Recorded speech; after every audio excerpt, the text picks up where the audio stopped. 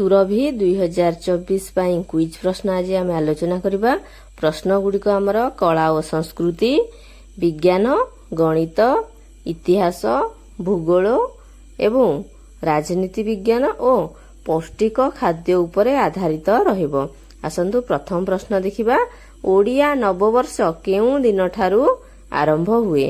ଏହାର ସଠିକ ଉତ୍ତରଟି ହେଉଛି ଆମର ବିଷୁବ ସଂକ୍ରାନ୍ତି, ଯାହାକୁ ପଣା ସଂକ୍ରାନ୍ତି ମଧ୍ୟ କୁହାଯାଏ। ପୁରୀରେ ରଥ ନିର୍ମାଣ କାର୍ଯ୍ୟ କେଉଁ ଦିନଠାରୁ ଆରମ୍ଭ କରାଯାଏ? ଏହାର ସଠିକ ଉତ୍ତରଟି ହେଉଛି ଅକ୍ଷୟ ତୃତୀୟା। ପରବର୍ତ୍ତୀ ପ୍ରଶ୍ନ ଦେଖିବା। ଶୀତଳ ଷଷ୍ଠୀ ପର୍ବ କେଉଁ ଦିନ ପାଳନ କରାଯାଏ? ଏହାର ସଠିକ ଉତ୍ତରଟି ହେଉଛି ଜ୍ୟେଷ୍ଠ ମାସ ଶୁକ୍ଳ ପକ୍ଷ। ଶୀତଳ ଷଷ୍ଠୀରେ ଆମର ଶିବ ପାର୍ବତୀଙ୍କର ବିବାହ କରାଯାଏ। ସରସ୍ୱତୀ ପୂଜା କେଉଁ ଦିନ ପାଳନ କରାଯାଏ? ଏହାର ସଠିକ ଉତ୍ତରଟି ହେଉଛି ମାଘ ମାସ ଶୁକ୍ଳପକ୍ଷ ପଞ୍ଚମୀ ତିଥି। ପରବର୍ତ୍ତୀ ପ୍ରଶ୍ନ ଦେଖିବା। ଜଗନ୍ନାଥଙ୍କ ରଥର ନାମ କ'ଣ? ଏହାର ସଠିକ ଉତ୍ତରଟି ହେଉଛି ନନ୍ଦିଘୋଷ ରଥ। ପରବର୍ତ୍ତୀ ପ୍ରଶ୍ନ ଦେଖିବା। ଡାଲି ଜାତୀୟ ଉଦ୍ଭିଦରେ କେଉଁ ବୀଜାଣୁ ଯବକ୍ଷାରଜାନ ବିବନ୍ଧନ କରିଥାନ୍ତି? ଏହାର ସଠିକ ଉତ୍ତରଟି ହେଉଛି ରାଇଜୋବିୟମ। ଯଦି ଭିଡ଼ିଓଟି ଆପଣଙ୍କୁ ଭଲ ଲାଗୁଛି ତାହେଲେ ଲାଇକ୍ କରନ୍ତୁ, ଚ୍ୟାନେଲକୁ ସବସ୍କ୍ରାଇବ କରନ୍ତୁ। କେଉଁ ବୈଜ୍ଞାନିକ କିଣ୍ୱନ ପଦ୍ଧତି ଉଦ୍ଭାବନ କରିଥିଲେ? ଏହାର ସଠିକ ଉତ୍ତରଟି ହେଉଛି ଲୁଇ ପାଶ୍ଚର। ବହୁତ ଗୁଡ଼ିଏ ଭିଡ଼ିଓ ଆଗରୁ ଅପଲୋଡ଼ ହୋଇସାରିଛି, ସେଗୁଡ଼ିକୁ ଯଦି ଦେଖିନାହାନ୍ତି ଦେଖିନିଅନ୍ତୁ। କେଉଁ ତନ୍ତୁରେ ଆକାଶ ଛତା ପ୍ରସ୍ତୁତ କରାଯାଏ? ଏହାର ସଠିକ ଉତ୍ତରଟି ହେଉଛି ନାଇଲନ ତନ୍ତୁ। କେଉଁ ପ୍ଲାଷ୍ଟିକ୍ସ ପୁନଃ ଚକ୍ରଣ ଯୋଗ୍ୟ? ଏହାର ସଠିକ ଉତ୍ତରଟି ହେଉଛି ଥର୍ମୋପ୍ଲାଷ୍ଟିକ୍ସ। ପରବର୍ତ୍ତୀ ପ୍ରଶ୍ନ ଦେଖିବା। ଦୁଇଟି ପୃଥକ ବିନ୍ଦୁ ଦେଇ କେତୋଟି ସରଳ ରେଖା ଅଙ୍କନ କରାଯାଇପାରିବ? ଏହାର ସଠିକ ଉତ୍ତରଟି ହେଉଛି 1ଟି। ପରବର୍ତ୍ତୀ ପ୍ରଶ୍ନ ଦେଖିବା। ପାଇ ରେଡିଆନ କେତେ ଡିଗ୍ରୀ? ଏହାର ସଠିକ ଉତ୍ତରଟି ହେଉଛି ପାଇ ରେଡିଆନ ସମାନ 180 ଡିଗ୍ରୀ। ପରବର୍ତ୍ତୀ ପ୍ରଶ୍ନ ଦେଖିବା। 153 ଡିଗ୍ରୀର ପରିପୂରକ କୋଣର ପରିମାଣ କେତେ? ଏହାର ସଠିକ ଉତ୍ତରଟି ହେଉଛି 27 ଡିଗ୍ରୀ। ପରବର୍ତ୍ତୀ ପ୍ରଶ୍ନ ଦେଖିବା। ଯେଉଁ ତ୍ରିଭୁଜର ଗୋଟିଏ କୋଣ ସ୍ଥୂଳ କୋଣ ତାହାକୁ କେଉଁ ତ୍ରିଭୁଜ କୁହାଯାଏ? ଏହାର ଉତ୍ତରଟି ହେଉଛି ସ୍ଥୂଳକୋଣୀ ତ୍ରିଭୁଜ। ପରବର୍ତ୍ତୀ ପ୍ରଶ୍ନ। ଏକ ତ୍ରିଭୁଜରେ ଅତି ବେଶୀରେ କେତୋଟି ସମକୋଣ ରହିପାରିବ? ଏହାର ସଠିକ ଉତ୍ତର ହେଉଛି 1ଟି। ପରବର୍ତ୍ତୀ ପ୍ରଶ୍ନ ଦେଖିବା। ସମବାହୁ ତ୍ରିଭୁଜର ପ୍ରତ୍ୟେକ କୋଣର ପରିମାଣ କେତେ? ଏହାର ସଠିକ ଉତ୍ତରଟି ହେଉଛି 60 ଡିଗ୍ରୀ। ଯେହେତୁ ତାର ବାହୁ ସମାନ, ତାର କୋଣ ମଧ୍ୟ ସମାନ। ଏକ ଚତୁର୍ଭୁଜର 4 କୋଣର ପରିମାଣର ସମଷ୍ଟି କେତେ ଡିଗ୍ରୀ? ଏହାର ସଠିକ ଉତ୍ତରଟି ହେଉଛି 360 ଡିଗ୍ରୀ। ପରବର୍ତ୍ତୀ ପ୍ରଶ୍ନ ଦେଖିବା। କାହା ସାହାଯ୍ୟରେ କୋଣ ମାପ କରାଯାଏ? ଏହାର ସଠିକ ଉତ୍ତରଟି ହେଉଛି ପ୍ରୋଟ୍ରାକ୍ଟର। ଯଦି ଭିଡ଼ିଓଟି ଭଲ ଲାଗୁଛି ଭିଡ଼ିଓକୁ ଲାଇକ୍ କରନ୍ତୁ, ଚ୍ୟାନେଲକୁ ସବସ୍କ୍ରାଇବ କରନ୍ତୁ। ରାଜ୍ୟରେ ଜରୁରୀକାଳୀନ ପରିସ୍ଥିତି କେଉଁ ଧାରା ଅନୁଯାୟୀ ଘୋଷଣା କରାଯାଇପାରିବ? ଏହାର କ୍ଷମତା ହେଉଛି ରାଷ୍ଟ୍ରପତିଙ୍କର। ଏଟା ହେଉଛି ଆମର 356 ଧାରା ଅନୁଯାୟୀ। ରାଜ୍ୟସଭାର ସଭ୍ୟମାନେ କେତେ ବର୍ଷ ପାଇଁ ନିର୍ବାଚିତ ହୋଇଥାନ୍ତି? ଏହାର ସଠିକ ଉତ୍ତରଟି ହେଉଛି 6 ବର୍ଷ। ପରବର୍ତ୍ତୀ ପ୍ରଶ୍ନ ଦେଖିବା।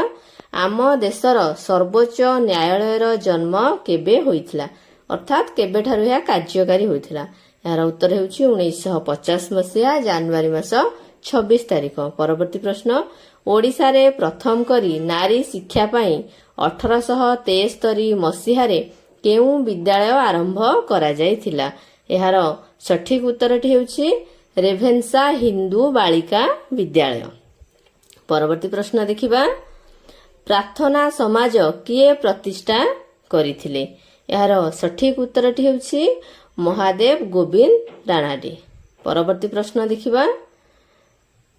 ଆର୍ଯ୍ୟ ସମାଜ କିଏ ସ୍ଥାପନ କରିଥିଲେ? ଏହାର ସଠିକ ଉତ୍ତରଟି ହେଉଛି ସ୍ୱାମୀ ଦୟାନନ୍ଦ ସରସ୍ୱତୀ। ପରବର୍ତ୍ତୀ ପ୍ରଶ୍ନ ଦେଖିବା। ପ୍ରାର୍ଥନା ସମାଜ କେତେ ମସିହାରେ ପ୍ରତିଷ୍ଠା ହୋଇଥିଲା? ଏହାର ସଠିକ ଉତ୍ତରଟି ହେଉଛି 1867 ମସିହା। ପରବର୍ତ୍ତୀ ପ୍ରଶ୍ନ ଦେଖିବା। ଆର୍ଯ୍ୟ ସମାଜ କେତେ ମସିହାରେ ସ୍ଥାପନ ହୋଇଥିଲା? ଏହାର ସଠିକ ଉତ୍ତରଟି ହେଉଛି 1875 ମସିହା।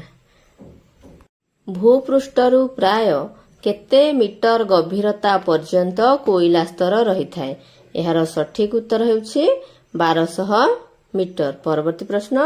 କେଉଁ ସଂସ୍ଥା କୋଇଲା ଖଣି ଖନନ ଓ ରକ୍ଷଣାବେକ୍ଷଣ କରିଥାଏ? ଏହାର ସଠିକ ଉତ୍ତର ହେଉଛି କୋଲ ଇଣ୍ଡିଆ। କେଉଁ ମହାକାଶଚାରୀ ଚନ୍ଦ୍ର ପୃଷ୍ଠରେ ପ୍ରଥମେ ପାଦ ରଖିଥିଲେ? ଏହାର ସଠିକ ଉତ୍ତର ହେଉଛି ନୀଲ ଆର୍ମଷ୍ଟ୍ରଙ୍ଗ। ପରବର୍ତ୍ତୀ ପ୍ରଶ୍ନ ଦେଖିନେବା।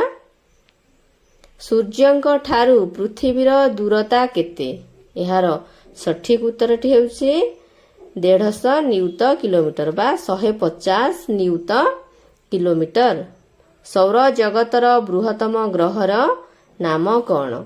ଏହାର ସଠିକ ଉତ୍ତର ହେଉଛି ବୃହସ୍ପତି ଗ୍ରହ। ପରବର୍ତ୍ତୀ ପ୍ରଶ୍ନ ଦେଖିବା। କେଉଁ ଗ୍ରହ ଦେଖିବାକୁ ଲାଲ? ଏହାର ସଠିକ ଉତ୍ତରଟି ହେଉଛି ମଙ୍ଗଳ ଗ୍ରହ। ପରବର୍ତ୍ତୀ ପ୍ରଶ୍ନ ଦେଖିବା। ସୂର୍ଯ୍ୟଙ୍କ ନିକଟତମ ଗ୍ରହ କେଉଁଟି? ଏହାର ସଠିକ ଉତ୍ତରଟି ହେଉଛି ବୁଧ ଗ୍ରହ। ପରବର୍ତ୍ତୀ ପ୍ରଶ୍ନ ଦେଖିନେବା। କେଉଁ ଗ୍ରହରେ ପଶ୍ଚିମ ଦିଗରେ ସୂର୍ଯ୍ୟ ଉଦୟ ହୋଇଥାନ୍ତି ବା ହୁଅନ୍ତି?